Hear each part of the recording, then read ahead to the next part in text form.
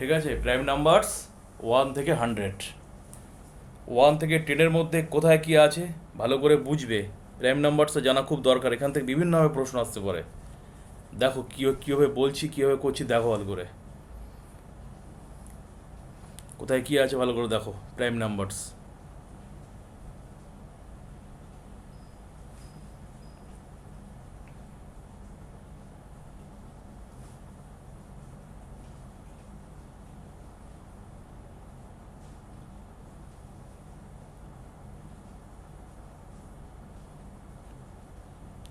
ঠিক আছে। Prime numbers দেখো, প্রাইম নাম্বারের মধ্যে ভালো করে বুঝবে 1 থেকে 100 পর্যন্তকে আমরা বিভিন্নভাবে ভাগ করে নিচ্ছি। এইভাবে 1, ভালো করে দেখো, 1 থেকে 10 পর্যন্ত কোনগুলো আছে এটাকে জানবো আমরা। 1 থেকে 10 পর্যন্ত আছে দেখো 2, তারপর দেখো 3, তারপর ভালো করে দেখবে 5, তারপর দেখো 7। প্রাইম নাম্বার কাকে বলে আমরা পড়েছি আগে, আবারও বলি। যে নাম্বারটা সেই নাম্বার, আর সেই নাম্বার মানে নাম্বার ইটসেলফ, মানে নাম্বার নিজে, আর 1 দিয়ে ডিভিশন হবে, ডিভাইড করা যাবে, বা ফ্যাক্টরে ভাঙলে ওইটাই হবে। এই দেখো ভালো করে বোঝো, এটা বোঝাচ্ছি তোমাদের পাশে একটুখানে। এই দেখো 2কে যদি ফ্যাক্টর করে দেখো 2 1 2, আর হয় না, দুটো ফ্যাক্টর হয় 1 আর 2। দেখো 5কে ফ্যাক্টর করে দেখো 5 1 5, দেখো দুটো ফ্যাক্টর হচ্ছে 5 আর 1, আর কিছু হয় না। তখন এটাকে বলবে প্রাইম নাম্বার। ঠিক, ভালো করে বুঝতে হবে। তাহলে 1 থেকে 10 পর্যন্ত 2 3 5 7। তারপরে দেখো 11 থেকে 20, 11 থেকে 20-র মধ্যে কে আছে? 11 আছে নিজে, 13 আছে, 17 আছে, আর 19 আছে। ঠিক, এবার ভালো করে খেয়াল করো, 21 থেকে 30 পর্যন্ত ভালো করে বুঝে বুঝে কিন্তু এটা মুখস্থ করতে হবে, বুঝে বুঝে। 30 পর্যন্ত কে কে আছে দেখো, 23, 23কে 23 আর 1 ছাড়া হয় না, 29 আর হয় না। এবার দেখো 31 থেকে 40 পর্যন্ত। যদি কারোর মনে কোনো প্রশ্ন থাকে যে স্যার এটা কেন, এই নাম্বারটা কেন হবে না, বুঝতে না পারলে জিজ্ঞাসা করবে, বুঝিয়ে দেওয়া হবে কেন প্রাইম নাম্বার হবে না। নেই ওর মধ্যে, প্রাইম নাম্বারের মধ্যে তার নামটা নেই কেন। যেহেতু তোমার ধরো মনে হয়, সাপোজ মনে হলো স্যার 38 বা এই 38 বলছি, সরি 30 কেন হবে না, এরকম যদি কারোর মনে হয়, কোনো ডাউট থাকে, জিজ্ঞাসা করবে, বুঝিয়ে দেওয়া হবে। 31 থেকে 40 পর্যন্ত কে কে আছে? 31 আছে, 37 আছে। আচ্ছা, এবার দেখো 40 থেকে 41 থেকে 50 পর্যন্ত, 41 থেকে 50 পর্যন্ত 41 নিজে আছে, 43 আছে, আর 47 আছে। ভালো করে বুঝবে। আর 51 থেকে 60 পর্যন্ত কে আছে? 51 থেকে 60 পর্যন্ত 53 আছে, আর 59 আছে।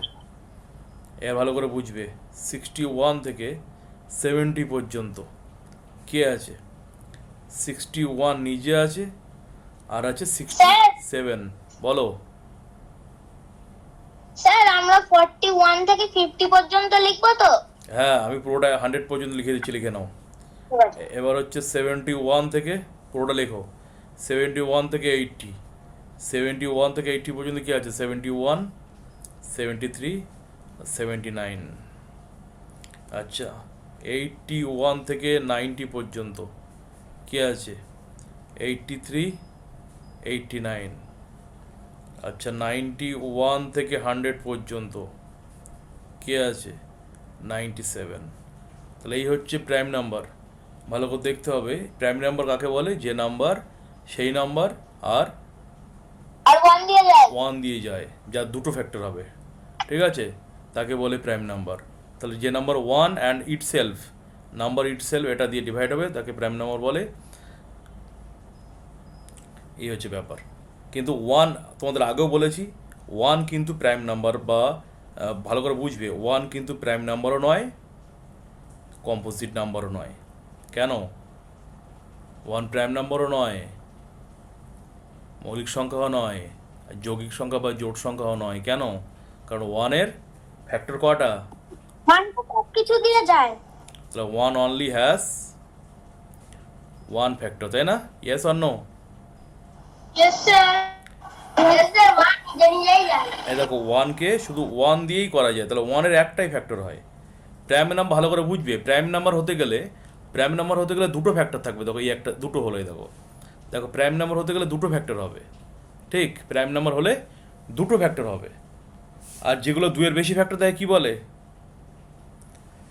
এর কম্পোজিট নাম্বার। দেখো এই দেখো, যেমন একটা উদাহরণ দাও কম্পোজিট নাম্বারের, বলো 9। কত? ধরো 9। ভালো করে দেখো, এই দেখো 1 ইন্টু 9, আর কি হয়? এই দেখো 3 3-তে 9, দেখছো? আবার 9কে দেখো, এটা পরে দেখো, এই দেখো 9কে, এই দেখো 3-তে করছি, 3 3-তে 9, আবার 3-তে করছি, দেখো 1।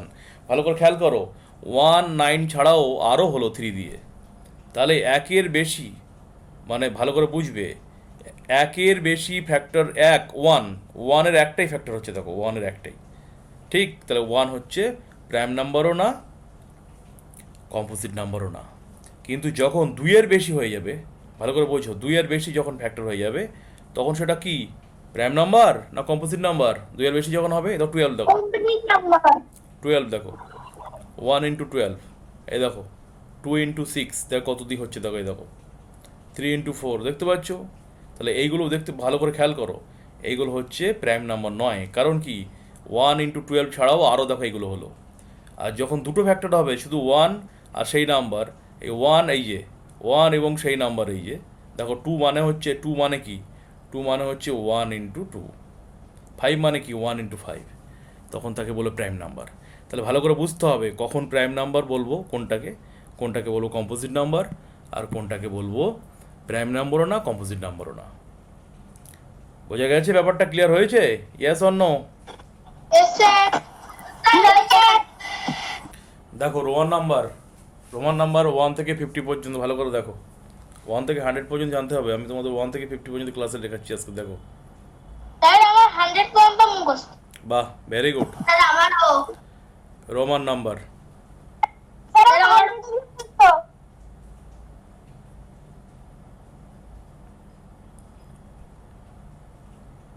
ভালো করে দেখবে, এই হচ্ছে 1,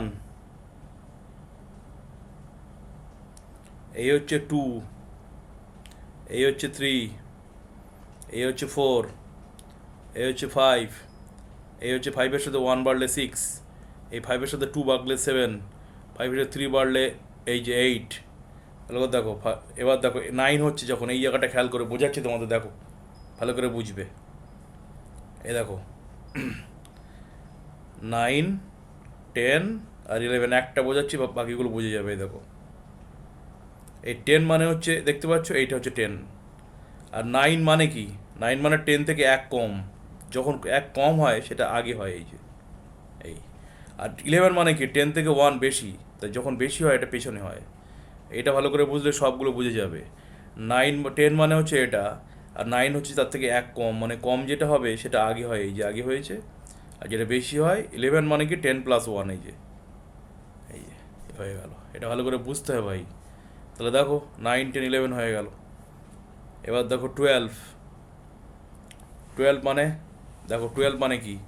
এই যে 10 আর এই 2, 13, এই 10 আর এই দেখো 3, 14 মানে কি 10 আর এই যে 1 4, 15 মানে কি 10 তার সাথে 5, 16 মানে কি 10 তার সাথে এই যে 6, 17 মানে কি 10 তার সাথে এই 6 7।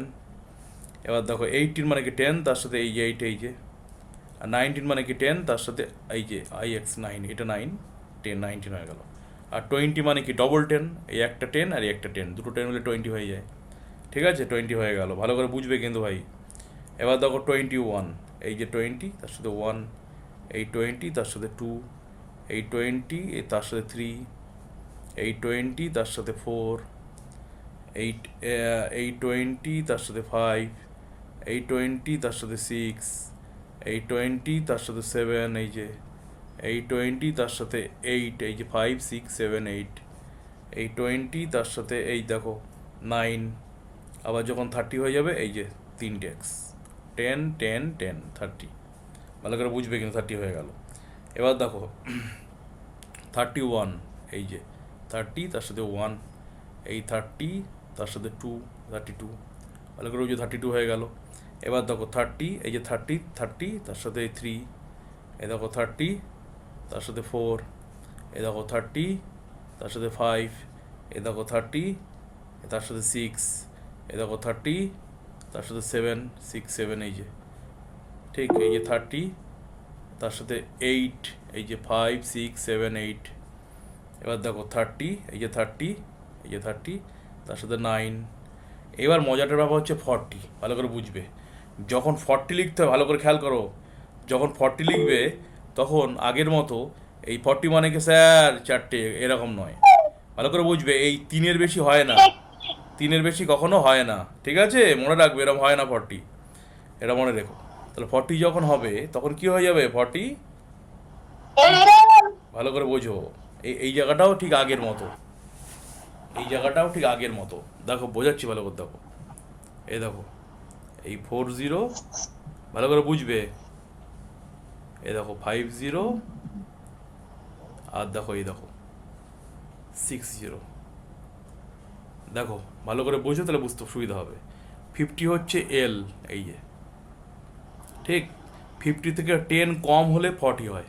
50 থেকে 10 কম হলে, জানো 50 থেকে যদি আমরা 10 কম দিই তবে তো 40 হবে। তার কম হলে যে 10টা কোথায় যাবে? এক্স, আগে একটু আগে বুঝেছিলাম, এক্সেল, ঠিক। এক্সেল হয়ে গেল। বোঝা গেছে এই পর্যন্ত? Yes or no? হ্যাঁ, ঠিক।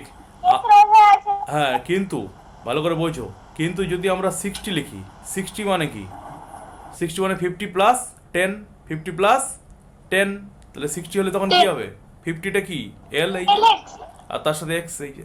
তা সেটা আমি তোমাকে, হ্যাঁ সেটাই বুঝিয়েছিলাম এখানে, কিন্তু এই যে, তার মনে রাখবে, যেটা কম হয় সেটা আগে হয়, আর যেটা বেশি হয় পরে হয়, এই যে। তাহলে এই হলো ব্যাপার। তাহলে দেখো, তাহলে 40 হলো এক্সেল, ভালো করে বুঝবে। 40 হলো এক্সেল, এই যে, এই দেখো এক্স এল, তার সাথে 41 এক্সেল 1, এই যে X L 2, X L 3, X L 4, X L 5, X L 6, X L 7, X L 8, এই যে 8। তারপরে দেখো এক্সেল 9। আবার যখন 50 হয়ে যাবে তখন কি হবে? L। এই হলো রোমান নাম্বার। বলো, রোমান নাম্বার কি মাথায় ঢুকেছে, মিলেছে? Yes or no? Yes, sir. মিলেছে।